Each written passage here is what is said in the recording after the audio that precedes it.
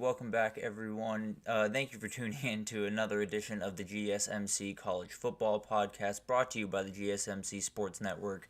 We have a great show for you today. We're going to start talking a little bit about a NIL case that some of you might know about, some of you might not know about. You might have heard rumblings, but I'm going to break down what exactly that is and why it might be the most important thing happening in college football right now. Then we're going to get into a little bit more of NFL draft talk. We're only about a little bit more than 24 hours out from that first name being called. Want to make sure you guys have all the intel before we go into round one.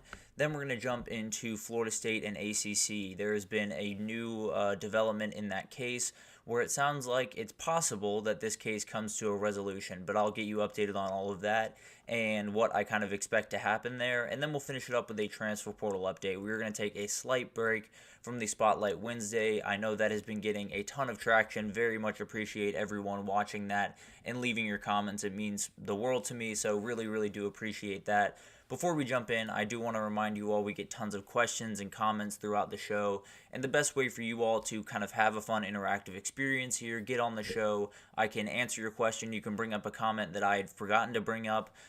You can definitely use the tip and donation link at the bottom of the screen, gsmcpodcast.net. Huge help not only to us here at the network, but to you all. You get to watch the show, have kind of a fun interactive experience with us, and it's fun for both of us. Again, that's gsmcpodcast.net. But let's jump right in because there is a huge thing happening in college football that I think might have been a little bit overshadowed somehow. There is this huge NIL case that is going on right now that tons of people have been doing great reporting on, but Ross Dellinger over at Yahoo Sports, who is all over essentially everything in college football, did a great article a couple of days ago talking about this case and talking about the man that kind of has college football in the palm of his hand, which is Jeffrey Kessler, a lead attorney for the case against the NCAA. Essentially, the case, it breaks down to NIL has just been introduced to college football, and that's something that has turned a lot of heads in the direction of the past. When you talk about some of the players that had come before the NIL era, the Johnny Manziels, the Reggie Bushes, everyone that would have benefited greatly from NIL being a thing when they were in school, have now kind of said, well, how is this fair? If you're going to pass laws now, how are we going to get in trouble in the past for having taken part in these types of activities and this type of thing? So one of the big things that has kind of been picking up traction in this NIL case and in the world right now of college football is possibly back paying some of the athletes that were in college football and college sports in general from the past to kind of supplement what they would have made in NIL money. And it's a very interesting case. Obviously, there's a solid leg to stand on if you're arguing from the athlete's case or the past athlete's case, just because this is a rule that I think all of us agree probably should have been in place for a very long time. There were tons of people behind the scenes pushing for this for quite some time, and the NCAA just kept dragging their feet, and now they're kind of paying the consequence of that. So now the huge question about all of this and this case in general is, what is that dollar figure? Because when you read more and more about this case and you hear more and more of what ADs are saying, presidents are saying, even some coaches and things of that nature, no one thinks that the schools are going to outright win this case. No one thinks that the schools or the NCAA or the conferences, not exactly sure which entity would have to foot the majority of that bill, but it doesn't seem like they're going to win out in this one. It seems like their job now is to get that dollar figure as low as it can possibly be. Now, the dollar figure now, it seems to be sitting somewhere around like $1 billion in terms of back pay towards former athletes. So obviously a huge chunk of change in a time where money is hugely important, especially for these smaller conferences that are trying to make their way up to the Big Ten and SEC place in the pecking order. It's definitely something that could cripple them a little bit, and I think that's the biggest worry. And not only cripple these guys in the sense of the next couple of years will be tough, but there's a real reality where this bill is so large and so exorbitant that there are certain schools, there are certain programs that just can't foot it, that just can't deal with it, and can't handle putting forth that amount of money towards past NIL deals, because it would just put them at a remarkably bad position. I know we've talked about it a little bit on here, but athletic budgets or athletic department budgets are very razor thin. There's very few that, turn a massive profit every single year. You have a couple of sports in most athletic departments that make money. You have football that makes probably over half of the money that the entire, or half of the revenue that is brought in from the athletic department.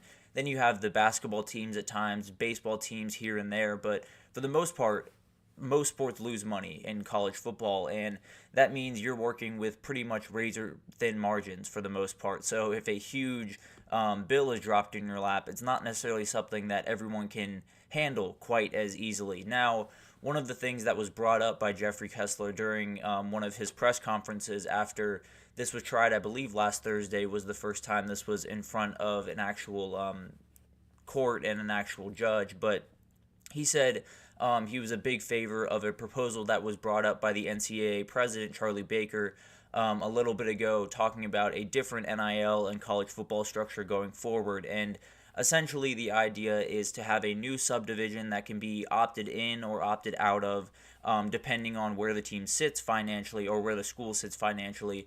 And it would give an idea of, if you opted in, you would have a strict minimum that you would have to put into athlete investment. So essentially put into NIL deals, possibly put into an employment structure, which we'll get to here in a second. But I think it's one of those things that opting in and opting out is obviously a huge piece of this, because there's going to be schools that can't foot the bill. There's going to be schools that can't opt into this if this ends up being the final case, although I tend to believe the Super League might end up winning out here, which I'll touch on here at the end. But I think there's going to be so much around finding a new structure for college football, and I think this is one where obviously opting in and opting out is a great idea at its surface, right? It's a great idea in the sense of, you save some teams money while putting some teams in the catbird seat, putting them up top and giving them a chance to kind of run college football. But the problem is there's those small teams that won't be able to foot the bill, but, they still want to be a part of the party. They still want to be at the table. So it's kind of putting them in a really tough situation, to be totally honest with you, if that new proposal was the one that they ended up with. Now, there's been a ton of talk around different structures and stuff, and we'll get to the Super League and talk about that a little bit.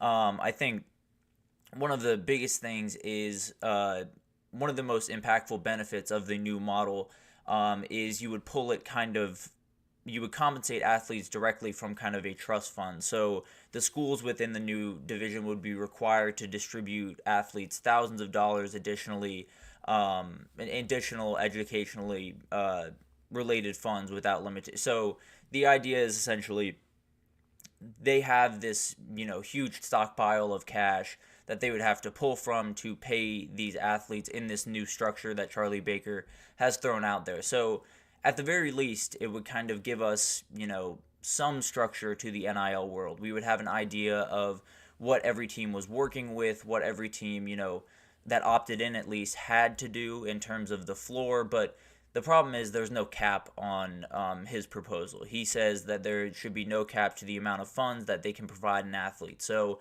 this would obviously not necessarily level the playing field by any means in the NIL world. It would almost tilt it more in the direction of the Texas, of the Ohio State, of Texas A&M, a very, very deep pocket school. So tons of things to consider there. I think this is one of the proposals that, it has some pros and cons. I prefer a reality where, at the very least, everyone has a shot to be at the table. I think the opting in and opting out is kind of one of those things where you're almost forcing teams to admit that they, don't belong in the real world of college football anymore, which is a thing that I just hope doesn't happen. I hope we don't come to that realization. I hope that teams aren't essentially forced to opt out of this and become not even second-tier programs, but maybe not even programs at all down the road. So that's not necessarily my favorite necessarily of the proposals, but I'll get to one that I think might actually win out here in a second. I think one of the things that we have kind of gotten into throughout this time is that $1 billion buyback and the future compensation for model for athletes, right? So we've talked so much about the buyback and making sure that or back pay and making sure that all the athletes that were not a part of the NIL world get compensated for what hypothetically they would have gotten. It's largely not going to be a direct figure for all these athletes, but just gets a little chunk of change that they probably would have gotten while they were in college. The problem with that, or not necessarily the problem with that, but it does lend its way to a full new compensation model in college athletics. And that's obviously something that has been talked about for quite some time, something that pretty much absolutely needs to happen. If you were to ask me, I think these discussions have ranged very, very widely and have been kept mostly private. So there's not a good idea of necessarily where they're going to land on this number, where which teams are going to be able to foot that bill, which teams are going to be very nervous about footing that bill. But it seems like the numbers, at least going forward, would be about 15 to 20 million per year in revenue sharing. Now, this could all change depending on the model that they take going forward, because obviously that is a part of the puzzle, the revenue sharing and the possibility of introducing that into college football. But Jeffrey Kessler kind of gave 4 different ideas of what can happen from here until the next couple of months or the next year to get us to a place where we have a crystalline structure in place. And the first is the conferences can fully take over. It's something that has been happening for quite some time in college football, where you have these very strict divisions in college football, and you have tons of people making really big decisions for their conference, but they're not necessarily consulting with other conferences as they make that decision. Now, that's something that you can continue forward with. You can, all the conferences have different rules, and you're competing with each other to give your conference the best NIL rules for the players to increase, recruiting, to increase the ability on the teams in your conference. But it's definitely a very dangerous proposition, right? It feels like everyone would just be jockeying for position the same way that it is now. And I think that's probably the biggest thing that college football fans want to be gone from college football, is this idea that so much of the emphasis of what the future of teams is going to be is not necessarily on what you do on the football field. It's how much power you have walking into these discussions and how much power you have walking into these courtrooms. So it's a very interesting theory, I suppose. That is probably the number one that I am not a fan of, just because I think it would create mass chaos. It would create tons of rules changing every single day. It would just be a really, really hectic world that players, coaches, and conferences overall would just be remarkably confused by. Now, the second one is one that's been kicked around a lot, and that's the employment strategy. And obviously, that's one that is a little bit has its pros and cons like anything, but I think it's one of those that a lot of fans are in favor of, because as we've talked about a lot on here, a lot of us are just craving structure at this point. We just want to be able to look at the sport and say we know how it works, which is something that has not been the case for quite some time now. And I think it's something that hopefully will start to change as more and more of these cases start to resolve, because there's plenty of them out there. There's plenty of stuff going on. In fact, tomorrow we will talk about the SEC and the Big Ten, a huge thing that could have happened out there that would have shaken up the entire college football world. But we'll get to that tomorrow. But continuing on with these ideas that Kessler kind of threw out there for ways forward, another one was revenue sharing. A settlement from the House case that produces kind of a revenue sharing model for athletes, which is essentially just all of the revenue that is brought in from these schools, from these conferences in particular, with the TV deals, with all of the stuff that goes on behind closed doors that brings in just exorbitant amounts of money for these conferences. Well, now you'd have to give a little bit of that back to the athletes, which, in my opinion, should have been the structure for a very, very long time, but that's beside the point. We're here now, and hopefully that's one that they agree on, because it's crazy to me that the guys that are out there on the field that are, getting people to watch are not the ones that are getting even a little bit compensated for how much people watch. So I think that's a definitely one that has a lot of merit, and I think probably has the most backing in the college football world, at least from what I've seen. And the one that has probably the least backing in the college football world for probably good reason is Congress could get involved. They could, pass sweeping laws over college sports. They could give us, a really crystalline structure. The problem with that is, as we know, college football is not near the top of the list of priorities for the people in Congress right now. I don't necessarily envision them, coming to the table and coming to an agreement on a new college football structure when there are a million different things that they will be worrying about on a daily basis. So I don't necessarily see that as a viable option. Neither does Jeffrey Kessler. He said that even when he was laying out these options, he said this option is technically there, but probably not one that is actually viable or one that will actually occur. So definitely something to watch there. I think all four of those options have very different ramifications, obviously. I think employment would give us, a really solid structure. I think Congress would give us a solid structure, but maybe not the one that we're looking for. I think revenue sharing is a piece of the puzzle that needs to happen, but you got to have more stuff happening in terms of just the NIL structure, the transfer portal structure, all of that stuff just needs to be, refined a little bit more.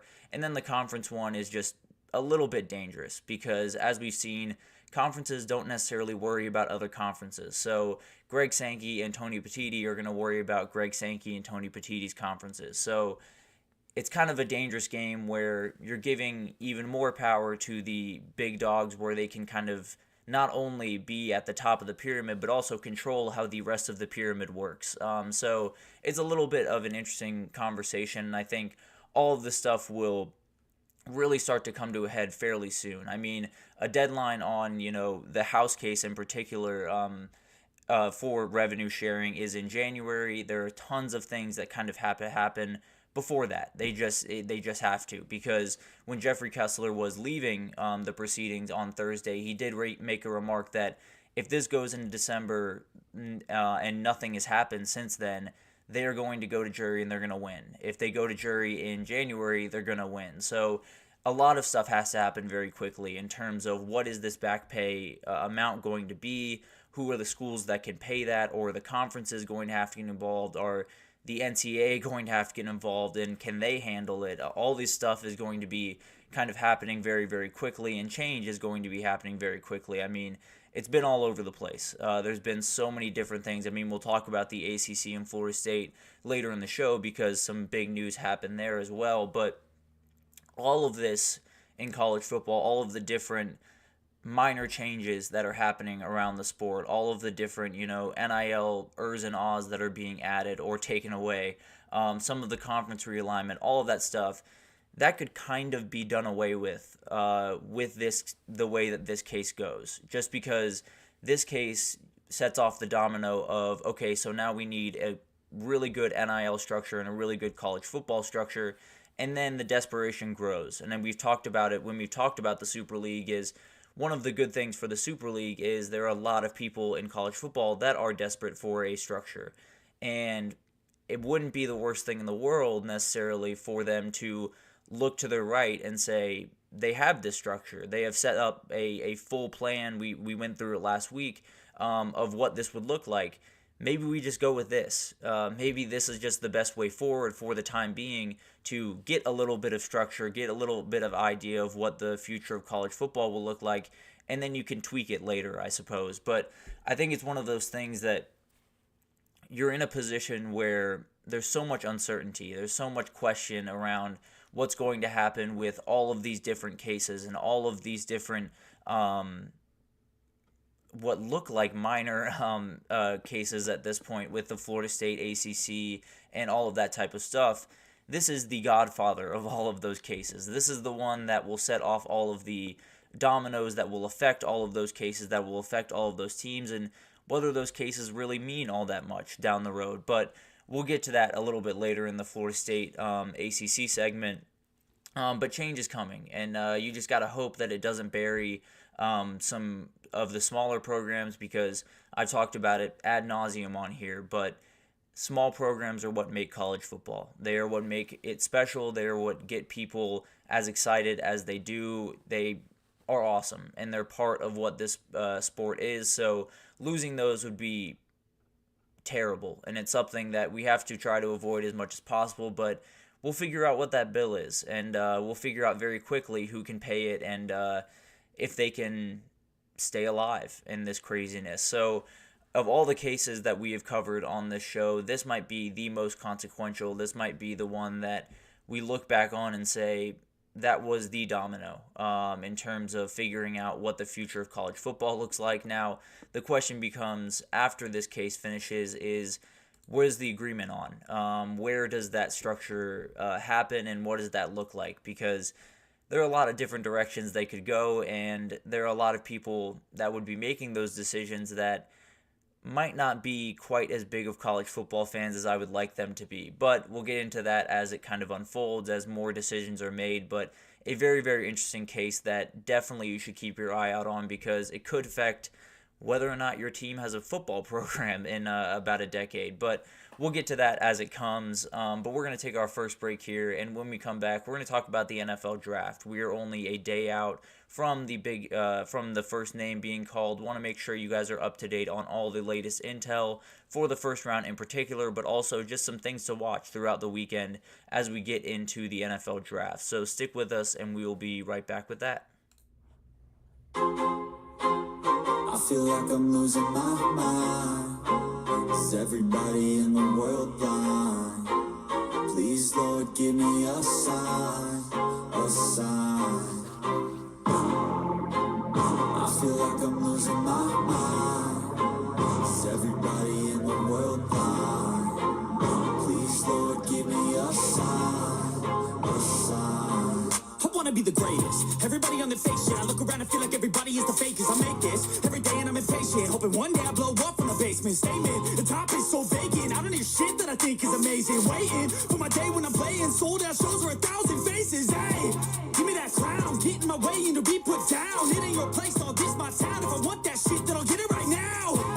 I'm losing it, the news if it's some losing shit. A stupid myth, you choose to live or choose to dip. You choose to fight or lose your grip and lose a gift. I feel like I'm losing my mind. Is everybody in the world blind? Please, Lord, give me a sign, a sign. I feel like I'm losing my mind. Is everybody in the world blind? Alrighty, welcome back, everyone. We just talked about an NIL case that could definitely shake up college football, will have a huge impact on what happens going forward. But now let's talk about the draft. There has been so much going on with the draft, so many things. There's a piece of my hair that's very distracting to me. There's so much stuff going on with the draft. We were only one day out from the first name being called, so I wanted to make sure you guys were fully up to date on what is going on. There is tons of talk going on right now. As we know, some of that is very much a smokescreen, some of that is very much real, but we'll figure out here pretty soon on what's going on. I think one of the very, very interesting things that I heard actually yesterday was Peter Schrager was on the Pat McAfee show yesterday, and he was talking about what he kind of expects tomorrow, and he said trades, and a lot of them. People will be trading up and down. People will be bouncing around, maybe some people coming back up into the first round to get a position that they absolutely need. But one of the big things he said was he expects all 6 top quarterbacks to be taken in the first half of the first round. Now, that's a crazy thing to hear, right? For the longest time, throughout pretty much this entire process, I've been working under the assumption that it was going to be 4 guys, and they were going to go in the top 5 picks, and then we would have a run on offensive tackles and wide receivers and all of that type of thing towards the later ends of the first round, and then you would get Nix and Penix in the early parts of the second. Apparently, that's not what Peter Schrager is hearing. So I've tried to kind of get an idea of how this could happen realistically without, some wild trades going on. And I think we've talked about J.J. McCarthy going to Minnesota, possibly, trading up into that 5 position with the Chargers to get J.J., although there's been a little bit of energy towards them just keeping that pick and taking an offensive tackle that they very much need in Joe Alt. But we'll get to that here in a second. I think the way I kind of broke it down was JJ essentially has to go to Minnesota, whether that's at 11 or 5, it doesn't necessarily matter here, but he would go to Minnesota. I think Penix would go to either the Broncos or the Raiders, which he's been tied to both of them, and then Nix would go to the other of those two. Now, Nix has not really been tied to, has not really been tied to either of those teams throughout this process. Now, there's been a little bit around him and the Buccaneers, or the Broncos, excuse me. There's been a little bit around him and the Broncos possibly taking him at 12, but not necessarily a lot. Apparently, according to Adam Schefter, the team that has been tied to Nix the most has been the Rams, which would be that early second-round pick likely. It seems like they're going to go probably offensive line with their first-round pick if they keep it, because as we know with the Rams, they're not necessarily too inclined to pick in the first round. I think this is their first one since they took Jared Goff all those years ago. So definitely a very interesting situation for the Rams, but that would be wild. It would be something that I definitely do not expect. It would be 2 picks in Michael Penix Jr. and Bo Nix that I think would be mistakes, if I'm being totally honest with you. I think both those guys are great. I think they're capable of being really good quarterbacks at the next level. I don't think they're, top 13, top 14 picks in this draft. But at the end of the day, when you need a quarterback and a couple go in the first, couple of picks, some nerves start to kick in, and you make some decisions that you probably wouldn't make if other things started to happen. So that's definitely in the cards. It would be really interesting to see not only where JJ goes, but possibly if the Broncos feel really inclined, maybe they trade up to get one of these guys, and maybe there's 5 quarterbacks in the top 10. Who knows? But it's going to be a really weird thing to watch. I think that's something that everyone's been wondering kind of where these quarterbacks sit, but Peter Schrager seems to think that they're all going to be hanging out in the top 16, which would be huge for especially those 2 guys that I fully expected to go second round. But one of the other really interesting things that I've seen is Byron Murphy just continues to rise up these boards. I feel like for a number of weeks when you would see mock drafts and you would see all the talk, he would be sitting somewhere around 16 to 18, kind of late teens. I've seen the Bengals a lot at 18, which is actually another one that I saw on ESPN last week, or yesterday when they released their massive mock draft. They had him going to the Bengals, but a number of other people have had him going in the top 10. So I've seen a couple that have had him going at 8 to the Falcons, which feels like it's picking up more and more steam. I've seen a couple with him going 9 to the Bears, which, frankly, if you were to ask me if he's on the board and you already have Caleb Williams in your pocket, that's who I would take, just because I think you would set yourself up with a linchpin on that defense, especially that defensive line for the next, 8 to 10 years. You would have a quarterback for the next 10 to 15 years, hopefully. So I think it would be a great way to just set up the future for both sides of that ball and continue to build out that defensive side that is already pretty remarkable over there in Chicago. But if you have the quarterback in hand, you have the wide receivers they have, I would probably go Byron Murphy if he was still on the board. But that's beside the point. It seems like Rome Odunze is getting a little bit of hype there at 9, but we'll see what happens there. The ESPN mock did not necessarily agree with what Peter Schrager said. Now, they did have Bo Nix going in the first round. I believe he was at 22 to the Broncos. I think they traded down and hit in the mock draft that I saw. And then they had Penix going in the second round to the Raiders. So the confusion around quarterbacks 4 through 6 is pretty wild. I think J.J. McCarthy, we have a general idea of what's going to happen with him. I think it's either going to be the Vikings trading up to get him or picking him up at 11. Maybe some other teams get involved. I know the Giants have kicked around the idea of taking a quarterback. I don't expect them to necessarily in the first round, but I guess they could. You never really know what's going on in those war rooms until the pick is in, really. So it'll be really interesting to watch what happens with those two in particular, because I think they're both very talented guys. I just, spending a first-round pick on them does not necessarily seem like the best thing to do, necessarily. But we'll see what happens. Joe Alt is obviously the guy that is setting the pace on all of the offensive linemen in this draft, and there are a lot of them that are really, really good and will go in the first round. But it seems like it's picking up more and more momentum that the Chargers will stay put at 5 and just take him there.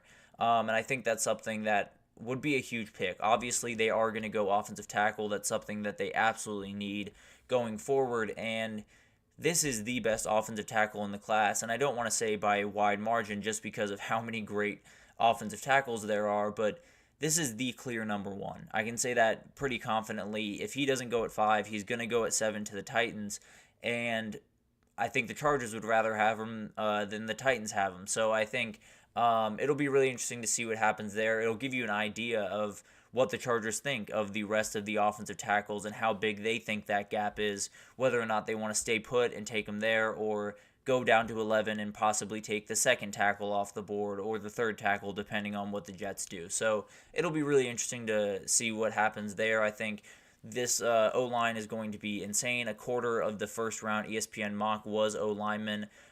So it's going to be wild. It's probably the most coveted position in this class because of how important of a position it is, whether it's interior or outside. You have so many guys that have the ability to jump into the first round. Jordan Morgan from Arizona is a guy we've talked about. Roger Rosengarter is someone from Washington that has kind of popped his name in and out of the first round as these mock drafts have started to come out. So it'll be really interesting to watch. But the other position that we've talked about ad nauseum along with offensive tackles has been wide receivers. But let's do it again because it's always fun to talk about these wide receivers.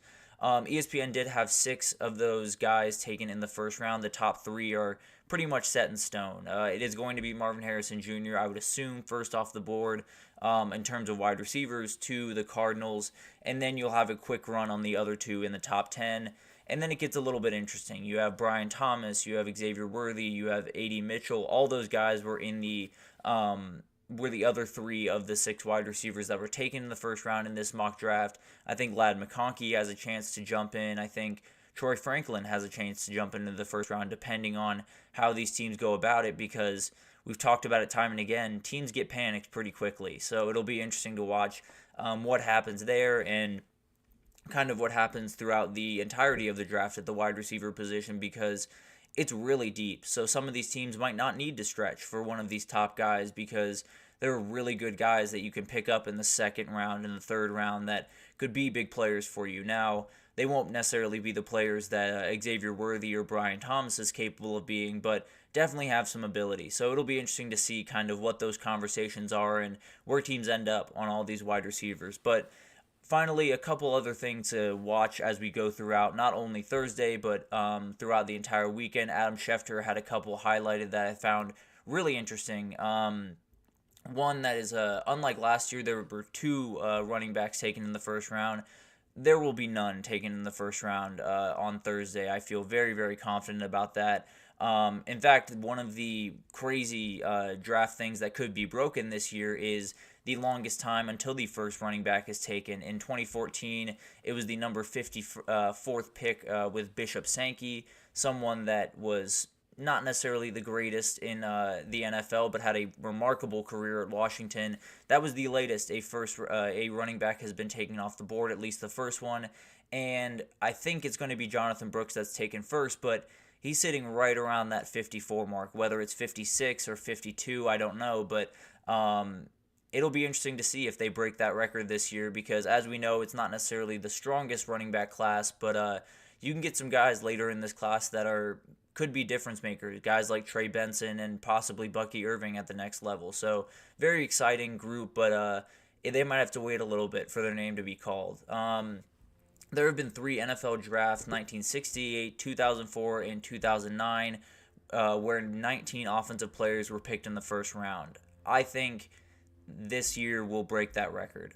This is something that we've talked about, the offensive line. We've talked about wide receivers. Those are 2 of the deepest groups. In fact, I have a hot take tomorrow that we'll get to regarding those 2 groups. But I think with all of those guys, with the quarterbacks possibly finding their way up into the first round and all of the craziness around so many different positions, I think it's very possible that we break that record and we have 20 guys taken on the offensive side of the ball, maybe even 21, where some of these edges start to slip a little bit. I think Byron Murphy is really the only one that I feel very confident is going to go high. I think, Dallas Turner, Liati Latu, Jared Verse all could fall a little bit depending on how these kind of trades work out. So it'll be really interesting to watch. I'm not really sure how it's going to shake out, but I think it's very possible that we have just the vast majority of the first round being these offensive talents that are just insane, pretty much across the board. The Bears have a very interesting draft ahead of them. I think something that not a lot of people were expecting to hear. They do have two of the top 10 picks. They have number 1 and number 9. They only have two others the rest of the entire draft. They have number 75 and number 122, so they can kind of take a little bit of the weekend off towards the end of it there. I think there's going to be so much happening around those first two picks, obviously. Maybe they trade that 9th and get more in the back end. Who knows? But as of right now, I would just nail these 4 picks and move forward to next year if I was the Bears. But definitely not what you want to only have 4 picks in a 7-round draft, but it's the position they're in. And as long as they have the top 10 and they nail those 2 picks, I think they'll be more than fine. Now, the Cardinals, the Rams, and the Packers have 11 picks, so quite the gap there. Definitely some teams that will have some positions to build out, so it'll be interesting to see how they utilize those. And then finally, Lincoln Riley is in line to become the first college football coach to produce three number 1 overall picks. Caleb Williams, Kyler Murray, and Baker Mayfield, obviously all Heisman winners, all remarkable players, and it makes sense. Lincoln Riley has dominated the college football world, especially when it comes to quarterback play, for quite some time now. So I think that number might just grow in the future, if I'm being totally honest with you. But Thursday on draft weekend is one of my favorite days in all of sports. I think it is such a cool thing to watch all of these kids kind of have their dream realized in real time and be recognized on the stage, get that picture with Roger Goodell, possibly get a little bit of a hug or whatever. But I think it's a very cool day, and I think it's something that all of us college football fans really enjoy. Just because the last time we really get to see some of our favorite players, walk on to that next stop, right? We've gotten so used to them being our players and being on our teams and suiting up every Saturday that it's really cool to watch them officially, go on to the next level, be playing on Sundays, and being able to kind of see them walk out as one of your favorite players and walk on to the biggest stage. So tomorrow, it'll be really, really interesting to see what happens. I will do a first-round prediction, just kind of break down sort of what I think some teams should do, what I think teams will do, pulling from some mock drafts, because to be totally honest with you, I do not necessarily have the sources that some of these guys do in the league, but there's so much that changes on draft night, but I'll give it a shot for what I think could happen tomorrow, but we'll get to that on tomorrow's show. So much stuff to happen over the next even 24 hours as we get even closer to this thing, but definitely tune in. It's going to be a very, very cool day, and I think this first round could be one that we remember for quite some time, to be totally honest with you. But we're going to take our second break here, and when we come back, we're going to talk about Florida State and the ACC, get back in the courtroom here for a second, and talk about a new development where Florida State might be in just a little bit of trouble in the ACC case. So we will pick up on that right after this, so stick with us. Looking for your daily fix of sports talk without having to pay for it? GSMC Sports Network is available on YouTube. Just search GSMC Sports Network. Get your fix of daily sports talk shows on YouTube, absolutely free. NFL, college football, NBA, MLB, MMA, UFC, fantasy football, and so much more. GSMC Sports Network has shows running all day long, with new sports shows starting every 2 hours. Just like on your favorite cable sports channel, except GSMC Sports Network is absolutely free. Just search GSMC Sports Network on YouTube to catch one of your new favorite shows, like the GSMC College Football Podcast, Chip Shot Football Podcast, Hoops and Heels Women's Sports Podcast, GSMC Basketball Podcast, and so many more. Check it out for yourself. GSMC Sports Network, now available on YouTube absolutely free. Search GSMC Sports Network on YouTube right now. Alrighty, welcome back everyone. We just talked about the NFL draft and kind of gave you guys an idea of what it's going to look like possibly tomorrow. There's still a ton of stuff to happen over the next 24 hours, but we wanted to break down kind of where everything sits right now and give you guys just an idea of what you could be seeing. But let's jump into Florida State and the ACC. There has been a huge thing that has happened over the last couple of days with Florida State and the ACC, and Florida State is on the wrong side of this one. In the Tallahassee case, where we've talked about a lot on this show, the battle in this case has been largely over where it's going to be tried. The ACC obviously wants it in North Carolina. Florida State obviously wants it in Tallahassee. So that's been a huge topic of conversation. But Florida State has not necessarily gotten the help from the Tallahassee judge that they were hoping they would get.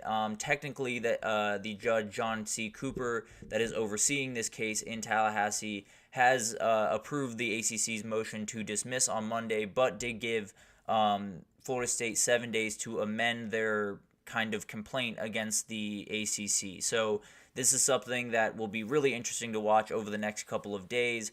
Florida State apparently in their argument, in their complaint that they filed, the language wasn't specific enough. It wasn't necessarily what the judge was looking for in terms of being able to bring a case that he said is worth up to $500 million to trial. It's not necessarily, it's not the leg to stand on necessarily as they go throughout this. So they're going to have to find a new pivot, not necessarily an entirely new way to attack this case, but will have to at least, prove their point of why this is a big deal and why this should be tried in front of a court of law a little bit better over the next 7 days. So they are working tirelessly on that, I'm sure. And then the ACC will have 20 days to respond to that afterwards. So the judge made this very clear that this is not over. The case will definitely continue throughout this time. And it seems like it's probably going to find its way back into court. Now, he did say they do have to start mediation within 120 days.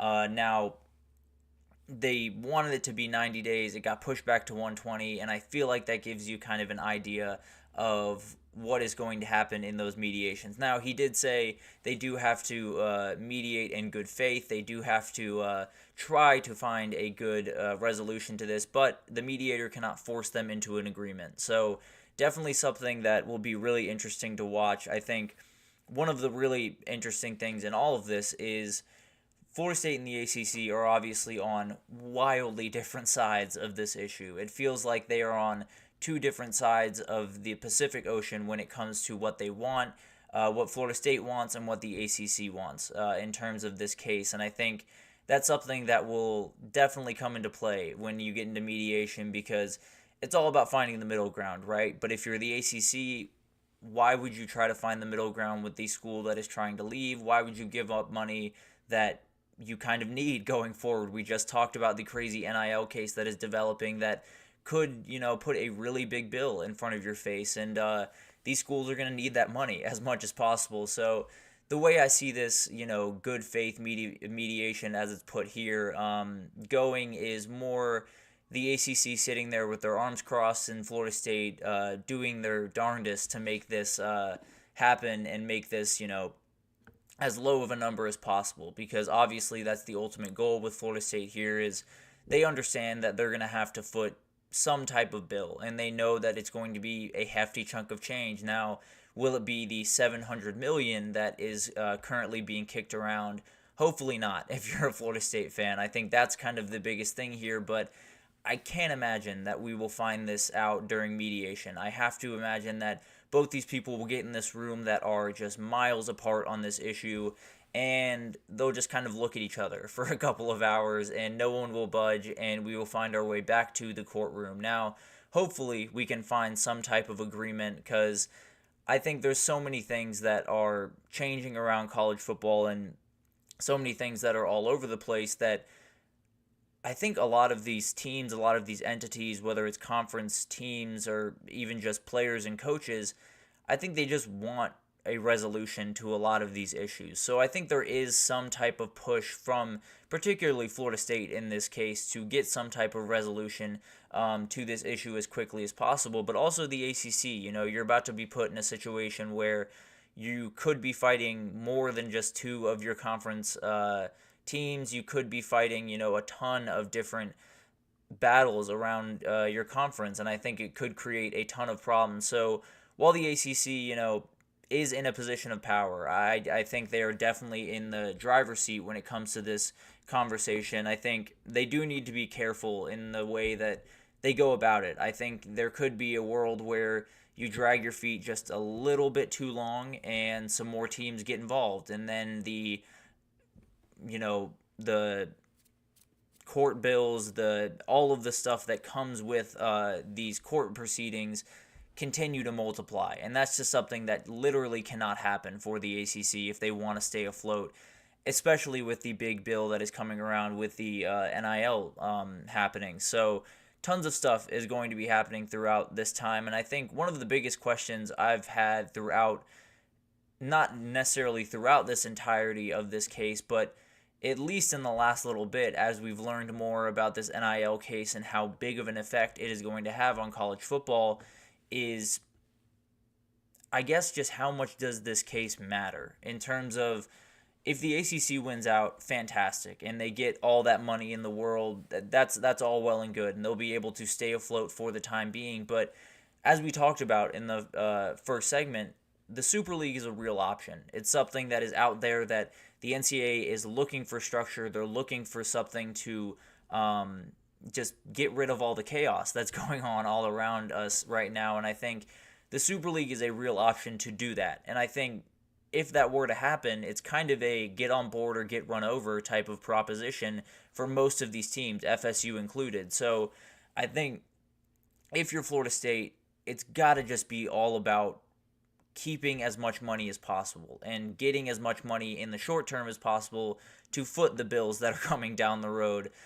So it feels like one of those things where, not to say that Florida State is doing the wrong thing by fighting this and by continuing to push out of the conference, because you never really know when all of this stuff is going to happen with the Super League or with the new structure or with any of that type of stuff. But I do wonder just how long it'll matter. How long, if they were to find their way out of the ACC and into the Big Ten for a reasonable amount, whatever that may be, how long are they there?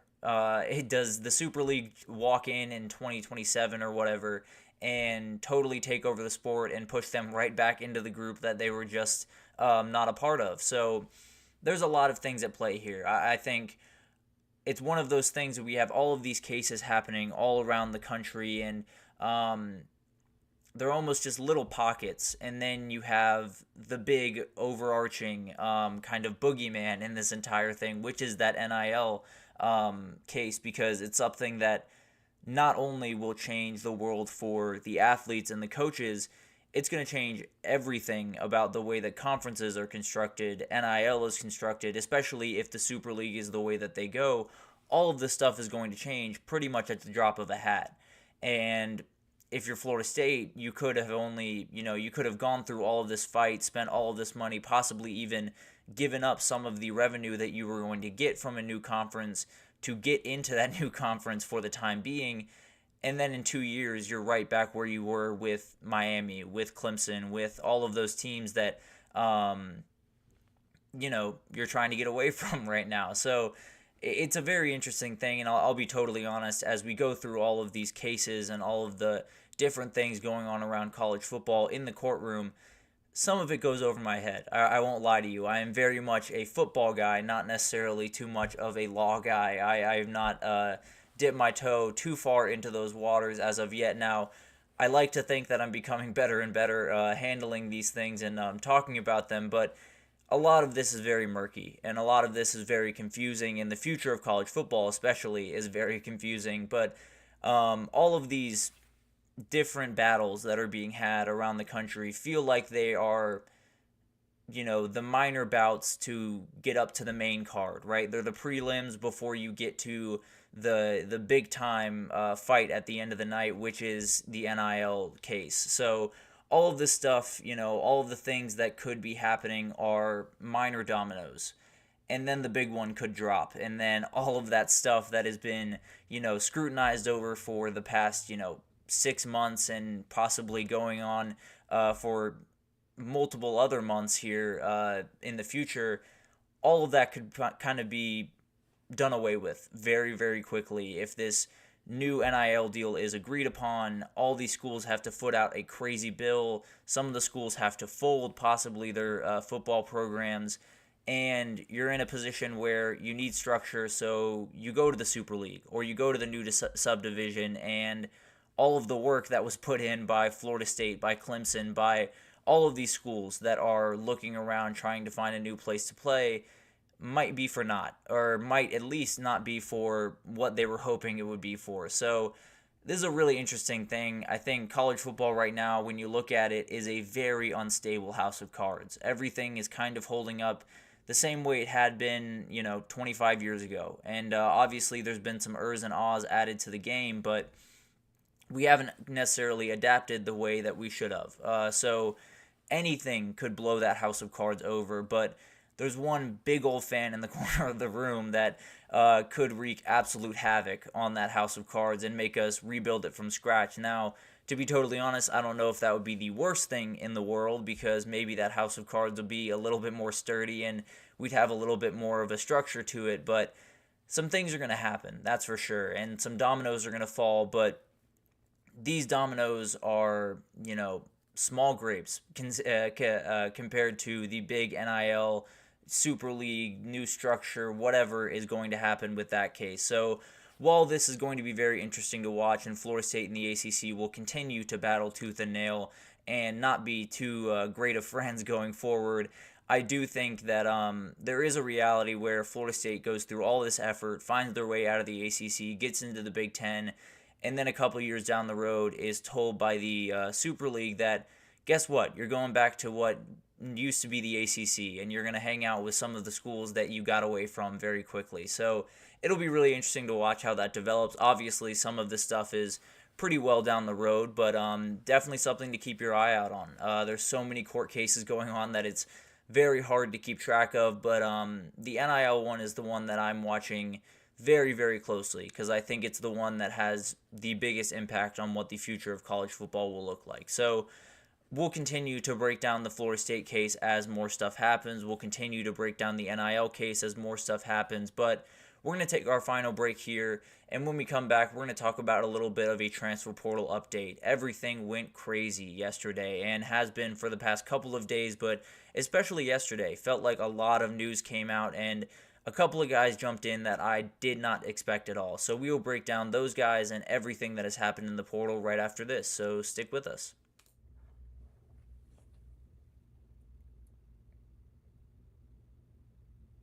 For the best and latest podcasts available anywhere, go to the podcast app on your cell phone and type in GSMC to access free content-rich podcasts on health and wellness, book reviews, sports, entertainment, relationships, social media, movies, technology, finance, and even weird news. Subscribe and download the GSMC Podcast Network's family of shows, available everywhere podcasts are found.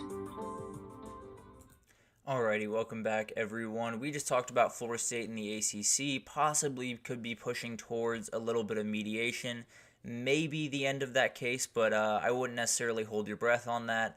But let's get into the transfer portal. There has been so much happening. We are kind of nearing the end of when kids can actually enter the portal. I think we have about 6 days left here where they are eligible to enter the portal, and we have commitments rolling in. In fact, a lot of commitments have rolled in over the past couple of days. So I want to start with the big board, just kind of give you an idea of where some of the players sit. These are the players that are still in the portal actively. Now I do have some intel on some of these players that I'll get to here in a bit, but let's start with the commitments, the guys that have found their way off this transfer portal big board in the recent days. And let's start with Bill Norton. The defensive tackle from Arizona was a huge part of a very, very good run defense out there. He has committed to Texas. It was something that we talked about a little bit. Seemed like everything was pointing in that direction. Johnny Nansen has been hired there at Texas, who was the defensive coordinator at Arizona, so makes a lot of sense. Definitely one that I felt like they had the inside track on, and they officially have locked him up. Now, one thing that did not go so well on the defensive tackle front for Texas was Jay Toia, who I'm not sure if I included him here or not, but let's just touch on it now. Jay Toia was a defensive tackle from UCLA, I do believe, and he has decided to stay at UCLA. So a huge, huge thing for the Bruins. Definitely someone that they needed to stick around, but Texas was very much after him. He was on campus last week for their spring game, so definitely one that I think some Texas fans had already kind of penned into the transfer portal team, but obviously that's not going to happen. Jay Toia is going to stay put, which is great news. I love whenever a kid gets into the portal, weighs all his options, and figures out, well, where I am is actually the best place for me. So definitely some good news there for the Bruins. Dallin Hayden is another commit. He has committed to Colorado, a replacement they very much needed because of something that happened yesterday that I will get into later. But I do think Dallin Hayden will be the go-to back for Colorado this year, kind of the featured back. Played sparingly at Ohio State, but was just stuck behind some absolute dudes, so don't necessarily fault him on that at all. Peyton Kirkland is another guy that committed to Colorado, an offensive lineman from Texas, who is someone that is probably the most physically gifted offensive lineman they have on the roster right now, and he just got on the roster. So Deion continues to do what he's done this entire time, which is just continue to upgrade that talent. Now, can you put it into a winning team? We'll find out. But I think this is a kid that could definitely start for them in week one, either at that right tackle or left tackle or even an interior position. He's a very athletic kid that can play a number of positions on that line. Jermaine Lowell is another one that committed. He committed to Oklahoma, a defensive lineman from Louisville who was just very, very dominant throughout his time, has been playing college football for quite some time. I believe has one more year of eligibility, so contract year for him. Tons going into this, and when you look across that defensive line for Oklahoma, the edge rushers are incredible. The interior defensive line could use some work, and Jermaine Lowell helps that a ton. So this could be one of the better defensive fronts that we see the entire season because of this addition, but also some of the edge rushers that they have are just remarkable. Excuse me. Tyler Williams is another one. He is committed to Minnesota. He makes his way there from UGA. He kind of just never really found the field at UGA, but was a very highly touted kid coming out of high school, and I think he could be a huge piece for the Golden Gophers this year where, no one's talking about Minnesota, to be totally fair, but who knows? Maybe they could make some noise in this new Big Ten where everyone's focused on Oregon and Ohio State and Michigan, that maybe Minnesota sneaks in there and wreaks some havoc. But Nigel Kelly has committed to UCF. This is a kid that was coming from Miami, super long. I think he's 6'6", someone that does really solid in the pass rush game, not necessarily to the level of a Reuben Bain or these elite pass rushers in college football, but is definitely a good piece and someone that I think UCF is going to love. And Gus Malzahn has done a really good job in the portal thus far.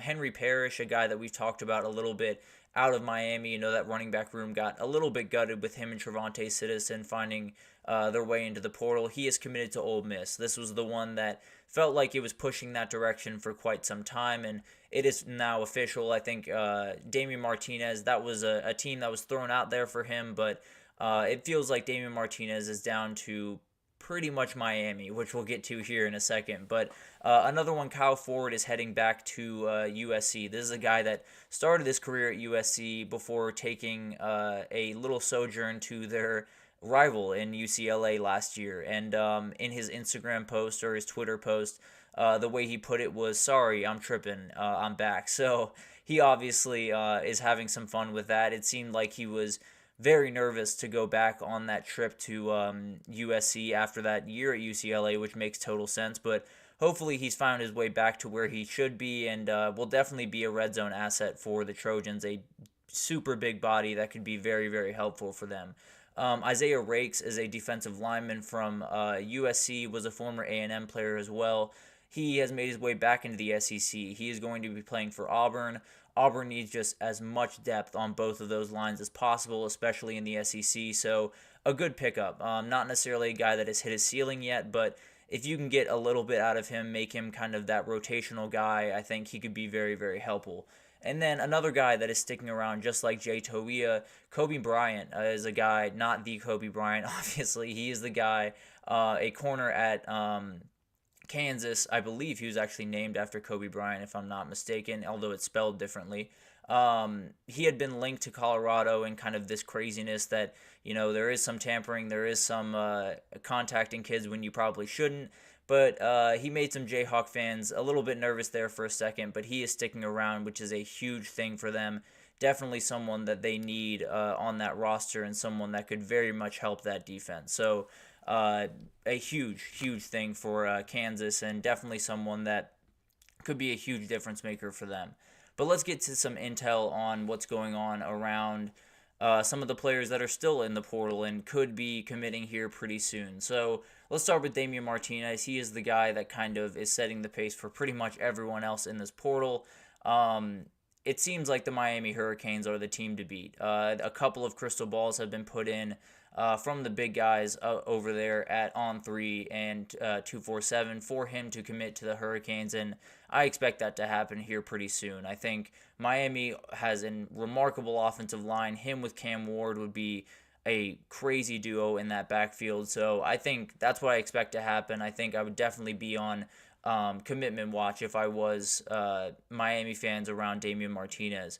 Another running back who is probably the second best back in this portal is Penny Boone, a guy that is coming from Toledo, was a huge player in the MAC a year ago.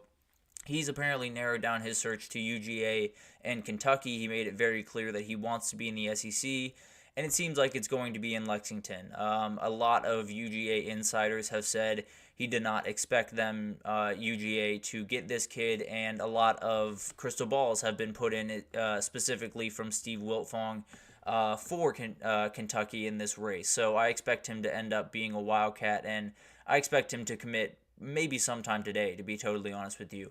Jaden Rashada, one of the guys that we've talked about a lot on here, he is on a visit to UGA currently, and it sounds like he might just not leave. Radi Nabulsi over at UGAsports.com says he is on commitment watch, so we will definitely keep an eye on that throughout the next couple of days. It could be that he is a UGA student by Monday, so we'll definitely keep an eye on that throughout this next little bit. But Keandre Lambert-Smith is another guy we're watching very, very closely. He has gone on visits to Auburn and Texas A&M, and those are the teams right now. He has apparently narrowed it down to those two squads. USC and Florida State were trying very hard to get him on campus, but it seems like he's locked in on those two teams. Now, I'm not exactly sure who would have the edge here. I think adding him to the Auburn wide receiver group would make them just remarkable, to be totally honest with you. Having someone like Cam Coleman and then having that almost security blanket in Keandre Lambert-Smith would be just remarkable. And then Texas A&M definitely needs just a little bit of help at that wide receiver position. So I think either way, it would be a great pickup for both these teams. For some reason, I'm leaning Auburn, but I don't really know why. So we'll figure out what happens there. Cormani McClain is another guy that probably has made the most headlines. It looks like he might be heading to the Sunshine State.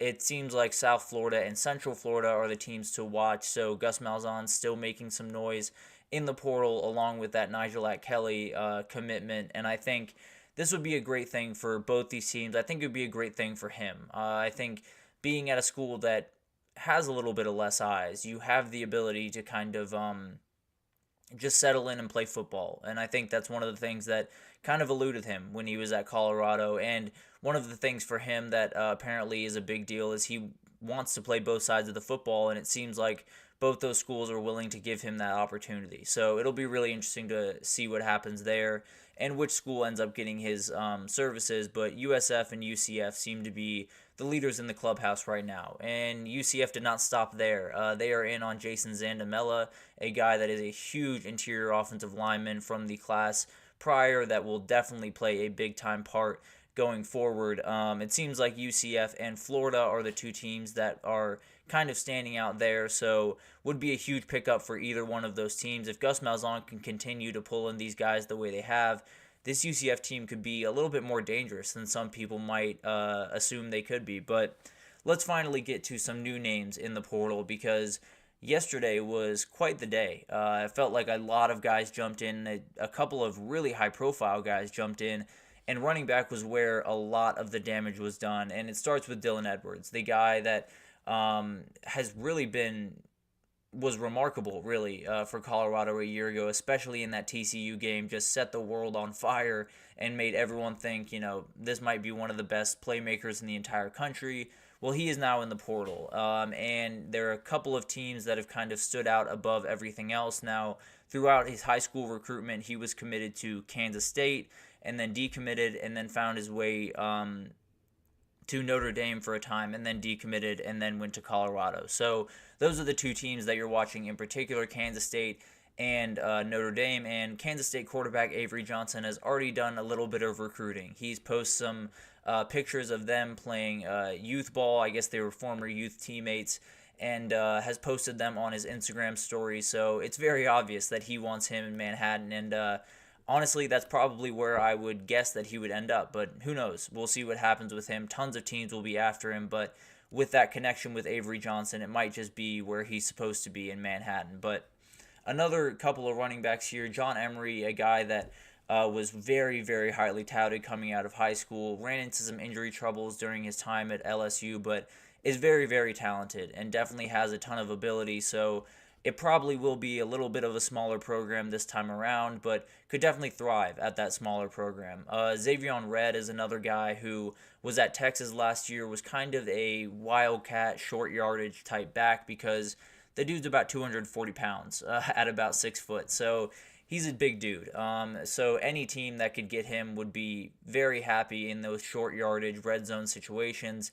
I'm not exactly sure how much of a down-in, down-out back he is, but maybe he could be. He definitely didn't necessarily get the biggest chance to be on the field with all of the running backs that are at Texas right now. So I'm very excited to see where he ends up. And then Jalen Berger is a second-time transfer that started his career in Wisconsin before making his way to Michigan State. And not exactly sure what the market will look like for this kid, but has played tons of good football. And a lot of it is behind him, but plenty of it could be in front of him as well. So I think there will definitely be teams out there looking for him. Tons of teams after running backs, and some big-time names jumped in. So they got a little bit of help on that front.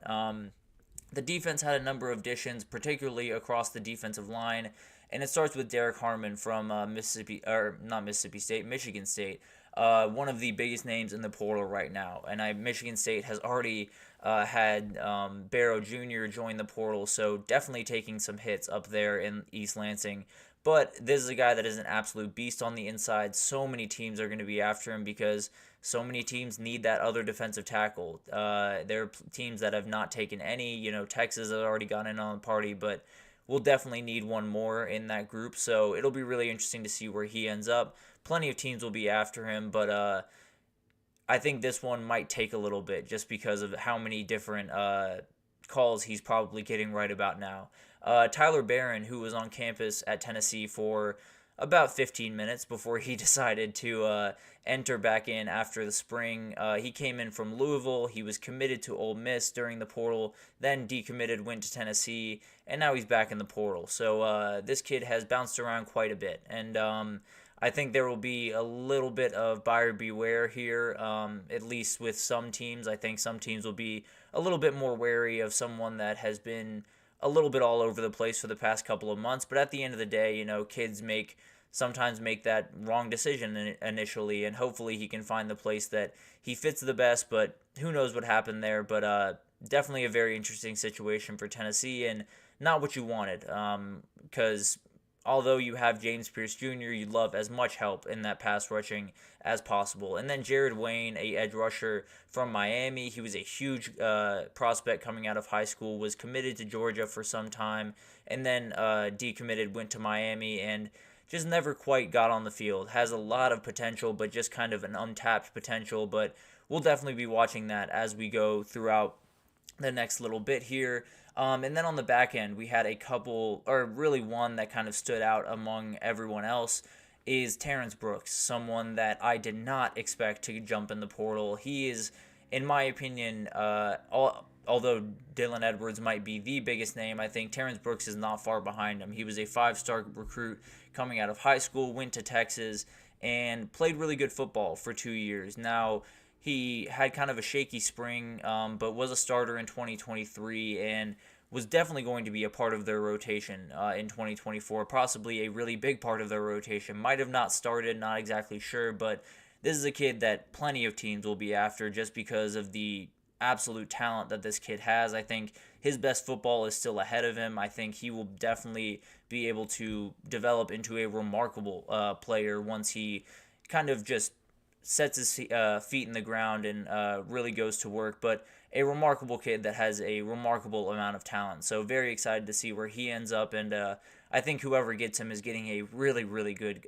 corner. That's for sure. But that will do it for this edition of the GSMC College Football Podcast. Tons covered in this one. We will get back tomorrow, talk a little bit about the SEC and the Big Ten, some decisions that could have been made that would have changed college football very drastically, very quickly. We'll get into tomorrow, but thank you so much for tuning into the GSMC College Football Podcast, presented by the GSMC Sports Network. Your support means a lot to us, so please remember to subscribe to the show, leave a positive review. It does mean a huge difference for us. Also, follow us on Facebook, Twitter, TikTok, Instagram, all of the social pages for all of the updates in content and everything you could possibly need in the world of sports. We have you covered, so definitely check out all of the shows that we have running on the GSMC network. But thank you once again for listening, and I will see you guys tomorrow.